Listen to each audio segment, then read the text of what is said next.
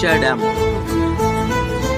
అక్కడ సైరన్ మోగించారు అని కొంతమంది వ్యక్తులు చెప్తూనే ఉన్నారు. దయచేసి డ్యాము కింద ఉన్నటువంటి ఊర్లు, డ్యాము కింద ఉన్నటువంటి బ్రిడ్జిలలో వెళ్ళే జనాలు అక్కడ ఖచ్చితంగా అప్రమత్తంగా ఉండాలి.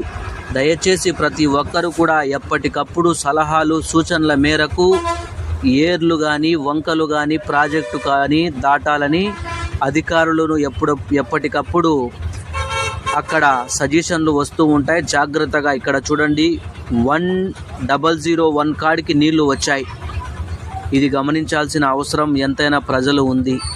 అప్రమత్తంగా ఉండాలని సైరన్ కూడా మోగించారు అధికారులు.